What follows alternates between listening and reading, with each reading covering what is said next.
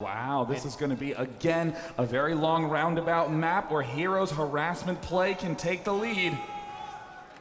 It's Grand Finals, Game 4 between Liquid HerO and EG's Puma.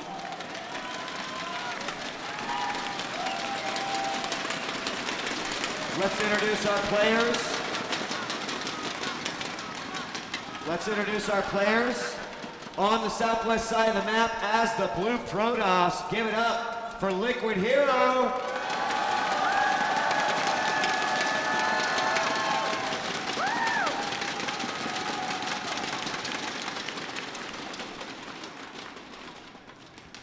And in the top right, now with the lead 2-1 with solid ghost opening play, it is Evil Genius's Puma.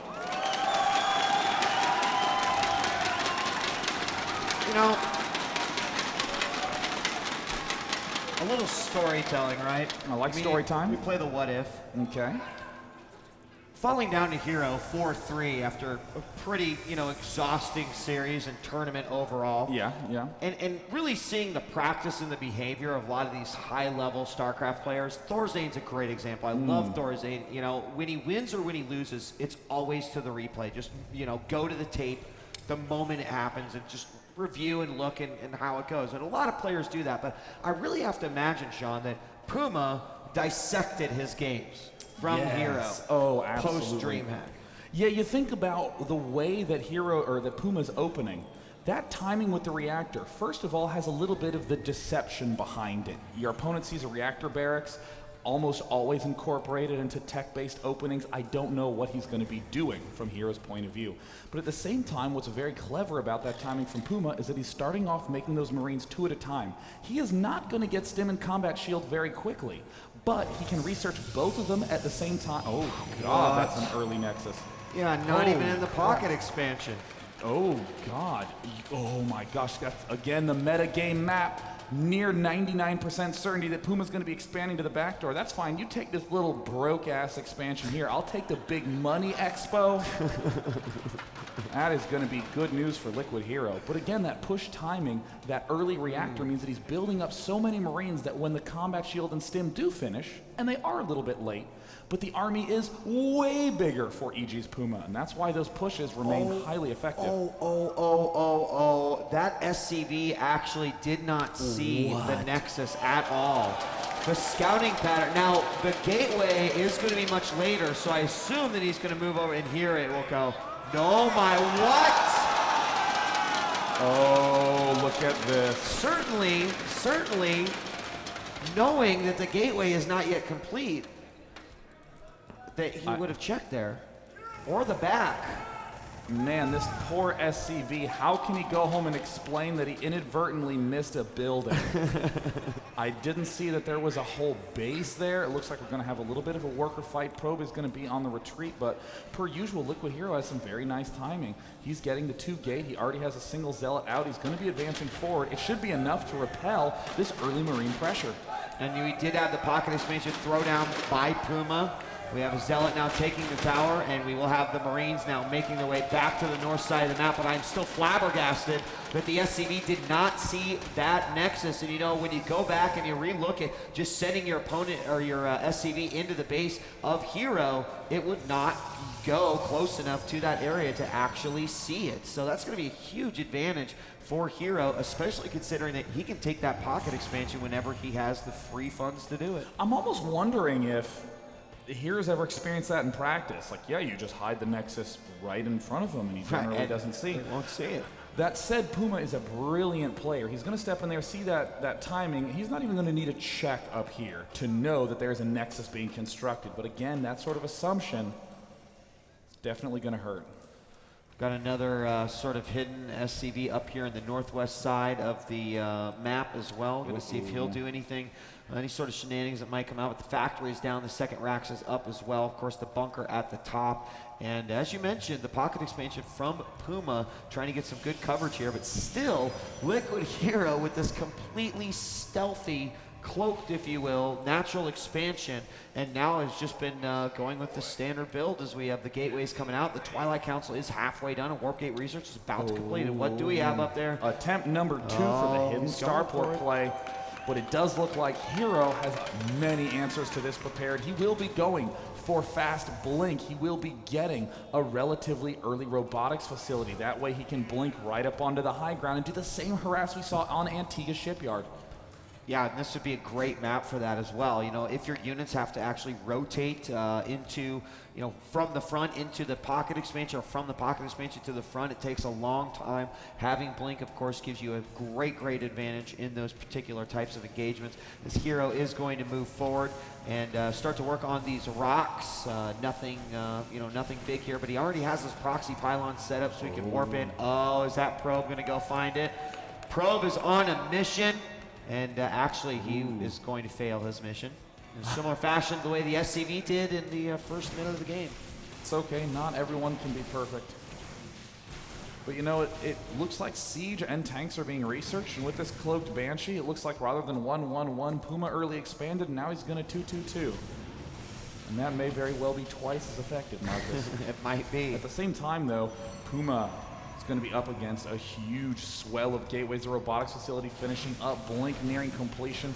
HerO's just going to pick this off, and I think he may try to do the trick where he sprints up a single blink stalker into the main to check out what's up. Well, he's going to first send the Zealot. Zealot's going to come back just a little bit over here. We have Cloak halfway done. First Banshee is on its way, and that third Nexus did go down, but it's not quite done yet. The robotics facility is down for HerO, so he has the potential. In fact, one Observer already on the way.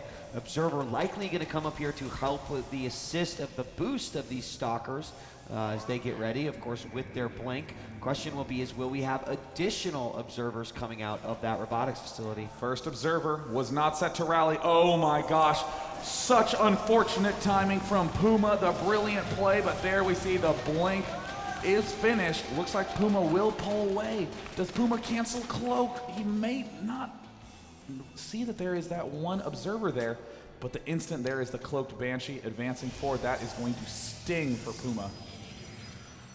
He really actually got a great advantage there, not rallying that Observer. Oh, wow. Pylon goes down right there. We're going to have the SCV versus the Probe. Second Banshee is cloaking up and heading on in right now. Observer not there. And this is where Puma's going to have to try to really maximize his damage, juggle these back and forth, try to avoid the Observer and do some damage. But we see Banshee number 2 getting out of there. We do have these Observers moving on in. At the front, we see a huge number of Marine Marauder tank rip up everything at the front. Puma with one of the most unusual timings I have seen in quite some while. And it looks like one of the Banshees does get picked off. A very nice play right there. And we see another Banshee trying to sneak up. Oh, and re-blinking. HerO's ability to follow on the mini-map is unparalleled, and charge is done. But does HerO have enough gateways? He must begin spending a lot on the Chrono Boost. We see that this one single Banshee, oh no, Puma might lose a second Banshee. It does fall, but in the meantime, the front is looking very under-defended, and look at the trickle of units all the way. Oh, Puma committing hard to this push.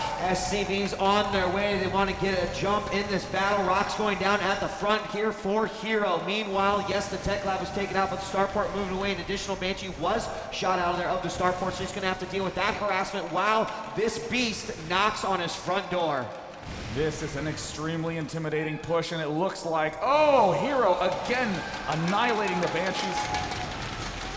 HerO losing so many warp gates. This is an extremely dangerous position. We see that there are pylons planted all along the map, but Puma recognizes the strength of tanks and Marines and bunkers and is creating a vicious looking wall. HerO does not quite want to engage yet. He's trying to carefully pick off these bunkers on the outskirts, but any misclick results in 5 tanks barreling down on the gateway units. Yeah, and he does not want to have that happen. One gateway has fallen already. We did have a supply block there momentarily, and now gateway number 2 is about ready to fall. We're going to have one bunker complete. SCV's going to get the repair on that as 4 are alive. Another gateway falls down, and this is really, really impressive here by Puma, pushing forward very, very nicely with a ton of force here with these tanks and Marines. Bunker's going to go down again, and Puma is going to try to seal the deal here and possibly take a 2-game lead. Oh, HerO is now going to go for it. There's the Guardian Shield, but pulling back to the perfect angle. It looks like he will just try to re-seize control of his front. No stim is yet done for EG's Puma, but now that it is finished up, it looks like it's time to begin to get aggressive. At the same time, a Zealot counter warp in from Liquid HerO. Yeah, and it's going to try to come in through the back. He might actually be able to snag a couple of those tanks, but the charge actually wasted on mostly those Marines. He's got to bring them back there. He's going to micro down. Now the Zealot's charging forward to get rid of one, possibly a second tank in here. Nice play there. A Banshee's queued up like crazy from Puma, and it looks like that one tank will manage to escape. And HerO is awkwardly managing to stay alive. We see 2 Archons are being morphed in. There's the Dark Shrine also incoming. Oh no. Uh-oh, Dark Templar could do a huge amount of damage. Are they going to get in? We're going to wait and see as we see those Zealots cleaned up in the front. We did see the pylon. Oh, they're being warped in right now. One going inside the main, the other one going to the pocket expansion. Literally nothing here to be able to defend from these Dark Templar. I mean, literally nothing at all. Dark Templar number 1 into the main. Dark Templar number 2 into the pocket expansion. And it looks like suddenly Puma realizes that it is now or never. He does not have an engineering bay constructed at all. Must begin that. Meanwhile, his entire economy has been reliant on mules. The Dark Templar play from Liquid HerO, absolutely ingenious here. Now trying to retake the bottom right expansion, doing anything he can. His gateways pressed along the outskirts of his own base. We see that the now destructible rocks are gone. Engineering bay nearing completion. HerO doing everything he can to get enough units. And there is the DT ripping up one of the few remaining DTs. SCVs building those bunkers. Income plummeting down to virtually nothing. 7 harvesters remaining, and we do see, the charge loss moving forward, getting shot by their own stakes here. And now we do have the Raven coming in, but a ton of Marines have fallen here. However, he does manage to hold off HerO. The Raven going to play a huge part in all this, going to pick off another Immortal. And with those gateways down, there is less of a warp in here for HerO. He's got to bring that Raven inside and get rid of those DTs. Puma's still looking pretty good. Blink and pick off the Raven. No, he elects to blink up and try to shoot at the tanks. Liquid HerO rapidly losing so many units. Without medevacs, without that many SCVs to repair, Puma still holds a reasonable chance of staying alive. More pylons going down. Now the gateway's being target fired. Most of the units have retreated up into the pocket expansion. And now we just see Puma ripping apart and doing a massive destruction to whatever he wants inside the base of HerO. And right now HerO's back is up against the wall. These DTs still ripping through his main at Puma's base, but so much damage being done here to the production facilities of HerO. And it looks like some nice blink play by Liquid HerO. Will attempt to clean up just a little bit. There's not that many units here from Puma. Liquid HerO needs to have some sort of answer. It looks like his decision will be to retreat to that backside. He does want to try to pick off that tech lab, prevent any more Ravens from popping out. Ooh, Liquid HerO actually blinking in stalkers all over the place. Looks like that pylon will end up falling, and HerO needs to replenish a lot of gateways. It looks like his ticket, he thinks, is going to be the blink stalkers. He's actually going to expand all ends of the map, try to pick off those orbital commands in the main. Where are those Dark Templar? They're actually pulling back to the front. If he can eliminate this single Raven, then his DTs will be able to win, but Puma rapidly losing almost everything. Oh, huge blunder by Puma, allowing all those probes to go to the bottom right. Now HerO will have a near full functioning economy. Yeah, and he's going to need to find out about that base very, very quickly. He has taken out the pocket expansion thanks to those Banshees, and that might be one area that is really going to be helping out Puma in this particular situation. Now, he has floated off this orbital command and is off to the side and is just gathering energy right now, so it's sort of an emergency if he does have to drop it and scan if those DTs are what's really going to stop it from winning this matchup. Cloaking is so critical at this phase in the game. A single observer appears to be on the map for HerO. If that observer falls, then suddenly no more detection for Liquid HerO. Liquid HerO advancing forward, being very careful. The observer falls, then the Banshees win. If the Raven falls, then the Dark Templar win. This single orbital command is all that he has for detection once the Raven is down. Yeah, and that orbital command right now cannot be targeted by anything that the Protoss has. So we have the 2 Banshees in the northwest corner taking out that pylon, trying to find out just exactly where his opponent has rebuilt. Puma's vision right now is very, very limited to just that pylon, these 2 assimilators. So he knows that HerO's in a world of hurt right now, but he just doesn't know where that is actually happening. HerO's economy, though, is looking good. HerO's going to be in a lot of trouble. the observer. Oh, no! A potentially game-ending move. He needs to build an extra observer. He's doing everything he can to pick off this one set of army. He needs to get the Raven down, but it looks like HerO is going to be in a lot of trouble. Puma not uncloaking the Banshees. Banshees are looking to be very, very pivotal in this final fight. It is going to come down to everything right here. And there it is. No siege up. Really bad angle. And it looks like the point defense drone does fall. He's trying to pick off the Raven. It looks like Puma may barely know. HerO comes out on top. Yes, but the Banshees remain alive. And right now, there's only this one stalker until the next warband happens, and there it goes down. We do have a forge coming up, trying to get some cannons down for some detection, but we are going to see these Banshees do, the turret goes down. These Banshees are going to clean up a lot of these probes right now. And oh no, he needs to get some kind of gas up.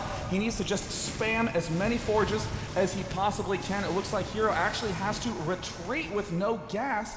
He was unable to do anything, and it looks like HerO has one single stalker, and all the micro is going to be on him. Yeah, and you know what? That stalker's not going to last too long. It blinks away, trying to avoid these two Banshees. The probes coming up. Probes are going to engage in mortal combat here with these 5 Marines, and they will quickly fall down, especially with the help of these Banshees. That stalker is going to try to land there. GG! Oh my God.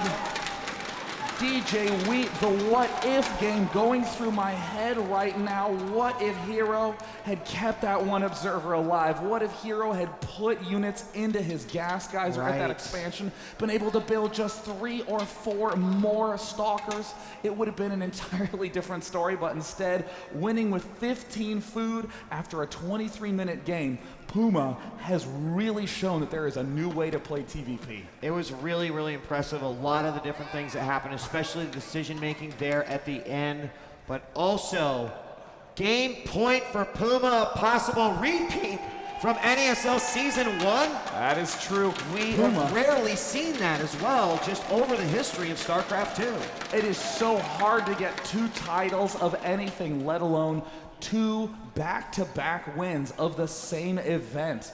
It was not an easy road to get to either of those NASL finals, and now again Puma with match point with that new unique style. Very cool to see the use of tanks on a map like Crevasse, really kind of one-upping HerO in terms of how to think on that one map. I mean, you so would expect to see another Marine Marauder play, to see the Blink Stalkers being so effective, but no. Bringing out the tanks, the Banshees, which did almost nothing, suddenly you realize, no, they actually put HerO's army in a terrible position, which allowed that tank push to seize hold. And you know, even though the early Nexus was kind of cute there from HerO, and it gave him that little economic advantage, HerO, or just unfortunately, a few situations also, we saw the situation with the Observer, and then of course the split Banshees. Puma just really some great control, some good decision making, and overall takes a 2-game lead, now sitting on game point here, possibly able to capture a 2nd NASL championship.